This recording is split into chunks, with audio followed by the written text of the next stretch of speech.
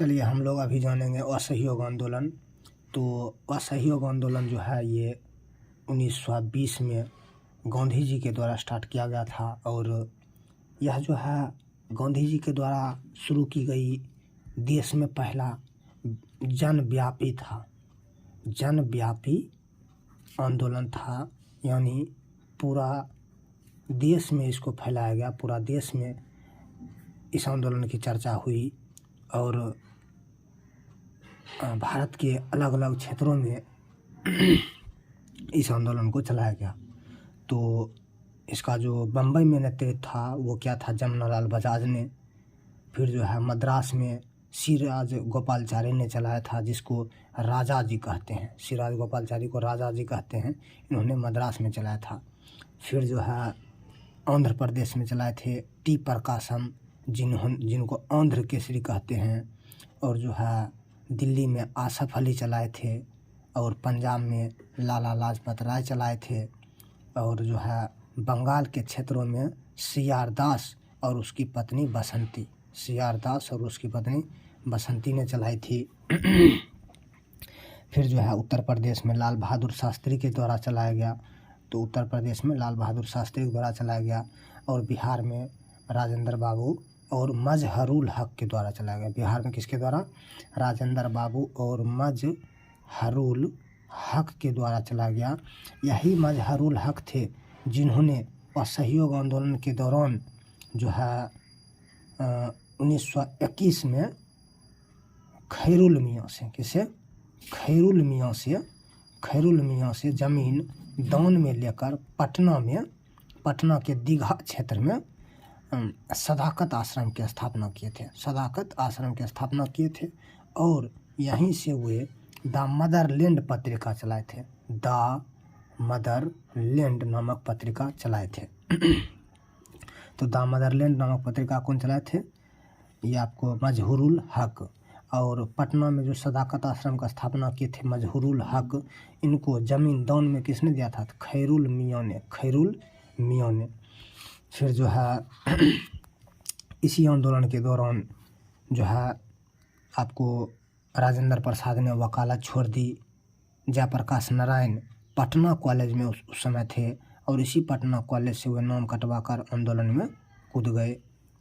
फिर जो है असहयोग आंदोलन को चलाने हेतु जो है असहयोग आंदोलन को चूँकि गांधी जी के नेतृत्व में चलाया गया था, तो इसको जो है 1920 में 2 अधिवेशन हुआ था। एक था सितंबर का और एक था दिसंबर का। तो सितंबर का जो अधिवेशन हुआ था 1920 में, यह अधिवेशन की अध्यक्षता लाला लाजपत राय कर रहे थे, लाला लाजपत राय। और दिसंबर 1920 की अध्यक्षता जो है नागपुर में हुई थी, इसकी अध्यक्षता बी राघवाचारी ने किया था, यानी विजय राघवाचारी ने किए थे। तो सितंबर 1920 में जो कांग्रेस का अधिवेशन हुआ था उसमें असहयोग आंदोलन को अंशतः पास किया गया था, यानी पूर्णतः इस आंदोलन को चलाने हेतु इसे पास नहीं किया गया। और प्रत्यक्ष और पूर्णतः रूप से दिसंबर 1920 के नागपुर अधिवेशन में, जिसकी अध्यक्षता बी राघवाचारी कर रहे थे, उस आंदोलन में असहयोग आंदोलन को पास किया गया। और जिसके कारण जो है कुछ लोग इसके विरोध में थे, असहयोग आंदोलन चलाने हेतु इनके विरोध में थे। तो उन्होंने जो है कांग्रेस की अध्यक्षता से उस समय क्या दे दिया? त्याग पत्र दे दिया। तो उनमें से थे आपको 3 आदमी थे लगभग। तो 3 आदमी थे, तो उनमें से एक थे आपको मोहम्मद अली जिन्ना। पहला थे मोहम्मद अली जिन्ना, दूसरा थे आपको एनी बेसेंट, तीसरा थे आपको बिपिन चंद्र पाल।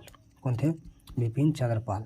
तो असहयोग आंदोलन को पारित करने हेतु नागपुर अधिवेशन में जो है पूर्णतः असहयोग आंदोलन को पारित किया गया और इसके विरोध में 3 आदमी में कांग्रेस से त्याग पत्र दे दिया था। पहला था आपको मोहम्मद अली जिन्ना, दूसरा था आपको एनी बेसेंट और तीसरा था आपको बिपिन चंद्र पाल।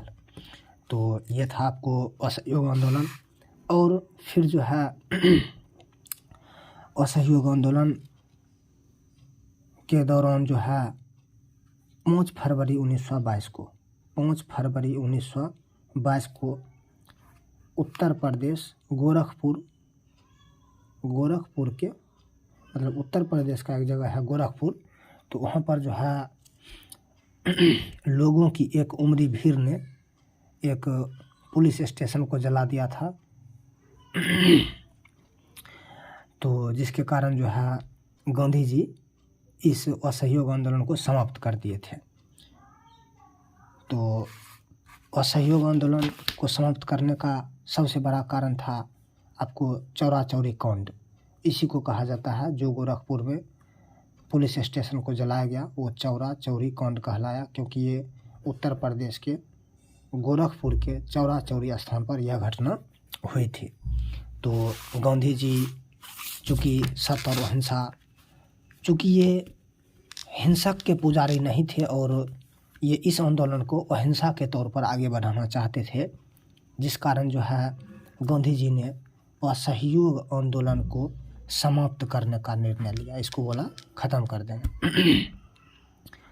तो गांधी जी ने जो है असहयोग आंदोलन को 5 फरवरी 1922 की घटना के बाद जो है 12 फरवरी 1922 को असहयोग आंदोलन को समाप्त कर दिए। उसके बाद जो है चौरा चौरी हत्याकांड के बाद गांधी